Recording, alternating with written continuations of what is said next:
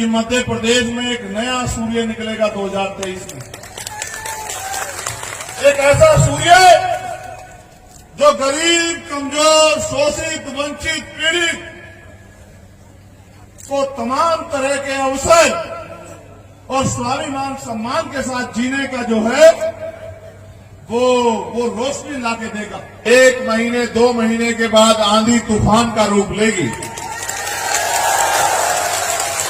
और जब आंधी चलेगी तो राजा महाराजाओं के परखच्चे उड़ जाएंगे। जय भीम।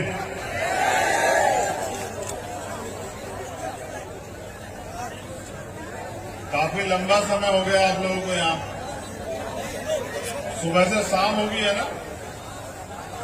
मैं कोशिश करूंगा कि बहुत कम समय में अपनी बात को खत्म कर दूं, लेकिन मेरा एक आग्रह है, निवेदन आपसे कि आप गंभीरता से मेरी बात पे गौर करें। और मेरा मानना है कि जब आप मेरी बात पे गौर करेंगे और उसके अनुसार कार्य करेंगे तो आपकी बहुत सारी समस्याएं हल हो जाएंगी। मैं जो इधर भाई बैठे हैं उनसे आग्रह करूंगा कि वो शांति से बैठ जाएं। बस कान से सुने, आंख से ना सुने। आज किसी को रोकने टोकने की बजाय अपने कान जो है वो तैयार रखें कि जो मेरी बात को आप सुन पाओ। रोका टोकी, हाय हल्ला करना बंद कर दो। अगर आप बंद कर दोगे तब फिर मेरी बात को सुनो, समझ पाओगे। ठीक है। जय भीम, जय भारत, जय मंडल, जय संविधान, जय जोहार।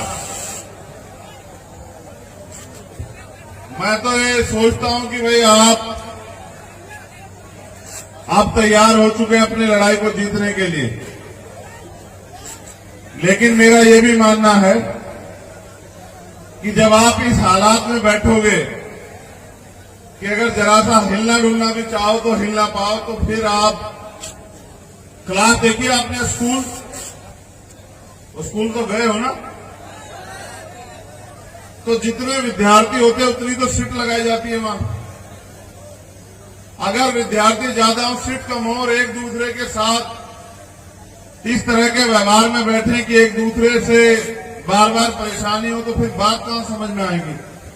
फिर मास्टर पढ़ाता रहेगा, आप लोग अपनी परेशानी में लगे रहोगे, मास्टर घंटा पूरा करके चला जाएगा, फिर पेपर आएगा तो आप लोग अच्छे से पेपर नहीं दे पाओगे, परिणाम ये होगा कि आप फेल हो जाओगे। तो इसलिए आज के बाद याद रखना, जब भी आप सभा में आओ तो इस तरह से बैठो कि आप 1-2 घंटा शांति से बैठ सको,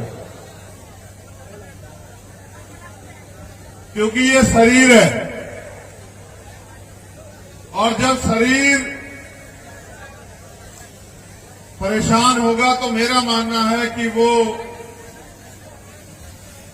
आपका पूरा ध्यान उस बात पे नहीं लगने देगा जिस बात को आपको समझना। आज अशोकनगर की इस पावन धरती पे जब आपके बीच पहुंचने का मौका मिला है, इसका सबसे बड़ा कारण यह है कि हमारे सम्मानित प्रदेश अध्यक्ष भीम आर्मी, यहां के जिले के अध्यक्ष और यहां की तमाम टीम का यह अनुरोध था कि हम अशोकनगर जरूर आए। और इतनी बड़ी संख्या में जिन साथियों ने मेहनत करके, जैसा मुझे बताया गया, कई ऐसे छोटे भाई हैं जिन्होंने बस से, मोटरसाइकिल से, पैदल जा जाके लगभग इस जिले के 900 गांवों तक हमारी बात को पहुंचाने का काम किया। ऐसे सभी सम्मानित छोटे भाइयों का मैं दिल की गहराई से धन्यवाद करता हूं। मैं अपनी बात की शुरुआत करता हूं।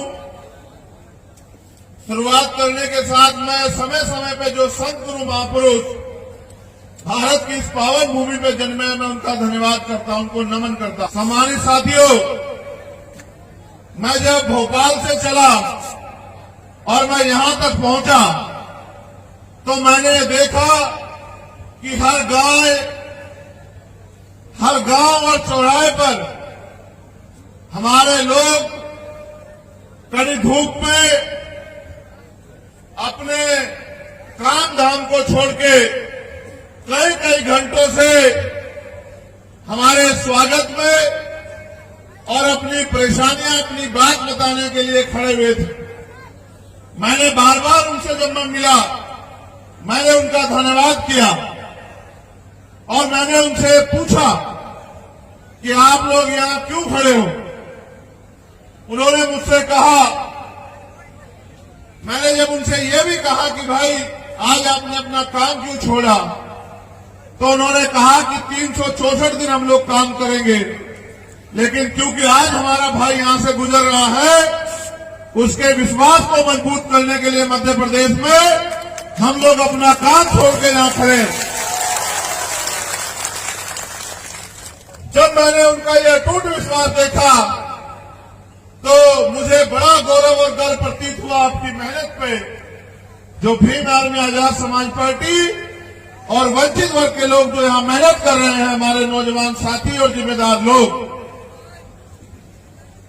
मैंने उनसे यह भी कहा, जो मैं आपसे कह रहा हूं, कि आप कड़ी धूप में भूखे प्यासे अपने छोटे छोटे साधनों से तमाम तरह की मुसीबतें, परेशानियों को झेल के यहां जुटे हुए, इकट्ठा हुए हैं, और अगर इतना संघर्ष करने के बाद भी आप अपनी ताकत नहीं बना पाते तो अगले 5 साल आपको इंतजार करना पड़ेगा। मेरा ऐसा मानना है कि 5 साल इंतजार करने का समय अब नहीं रहा है। हमें आने वाले 2-3 महीनों में अपने आंदोलन को जमीन पर बड़े तेजी से चलाना होगा और गांव-गांव में जिस तरह से आपने इस सभा के लिए 800-900 गांव में जाने का काम किया, उस तरह से आज मेरे द्वारा बताई गई बातों को रिकॉर्ड जो लोग कर लेंगे मीडिया के साथी, क्योंकि वो लोकतंत्र का चौथा स्तंभ है, या जो बहुजन मीडिया के साथी रिकॉर्ड कर लेंगे, आप उन बात को नोट कर लेना और अपने जिले के एक गांव में जाके, और जो अन्य मध्य प्रदेश के साथी हैं वो अपने अपने जिलों के हर एक गांव कस्बे में जाके मेरी इन बातों को गांव-गांव तक, लोगों तक पहुंचाने का काम करना। अगर आप ऐसा करने में सफल हो पाए तो मैं पूरी जिम्मेदारी से कहता हूं कि अगले 5 साल आपको किसी के आगे, किसी सरकार के आगे, किसी व्यक्ति के आगे, किसी नेता के आगे हाथ नहीं फैलाना पड़ेगा, ऐसा मेरा विश्वास है। हमारी लड़ाई जो हम लोग दूसरे लोगों पर निर्भर हैं, चाहे वो रोजगार हो, चाहे वो पढ़ाई हो, चाहे वो न्याय की प्रक्रिया हो, उन तमाम तरह की जो निर्भरता है उसको खत्म करके अपने लोगों को आत्मनिर्भर बनाने की, अपने पैरों पे खड़े होने की लड़ाई है। सम्मानित साथियों, भारत में लोकतंत्र है। लोकतंत्र में जनता के पास सबसे ज्यादा शक्ति है।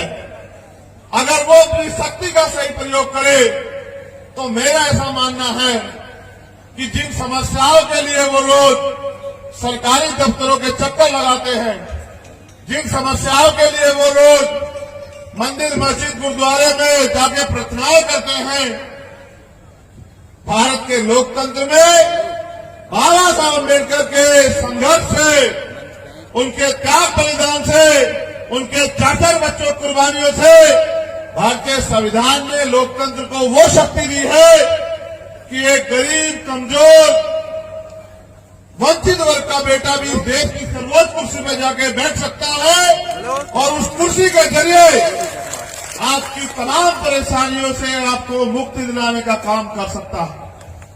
सम्मानित साथियों, मैंने पिछले 10 साल मेरे 2 करीबी, एक मंजीत मेहरा जो हमारे भाई मिशनरी सिंगर है, वो पिछले 10-12 साल से लगातार मुझे देखते आ रहे हैं।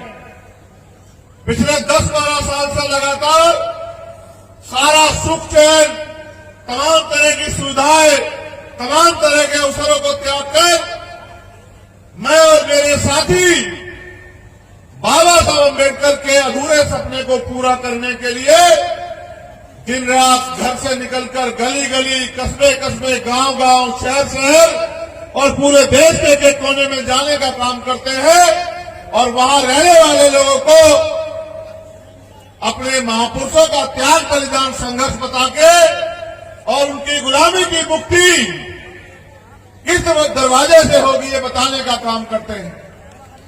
यहां मिशनरी भूमिका में मेरी छोटी बहन रानी बोध है, रुपेश कैन है, नीरज चंसोरिया है, विनोद अम्बेडकर है। मैं ये मानता हूं ये छोटी सी हमारी नन्ही सी प्यारी सी वीरांगना बहादुर बहन रानी बोध, मेरा ऐसा भरोसा है एक दिन ये मध्य प्रदेश ही नहीं, भारत की और दुनिया की स्टेज पे इस मध्य प्रदेश का नाम रोशन करने का काम करेगी, ऐसा मेरा मानना है।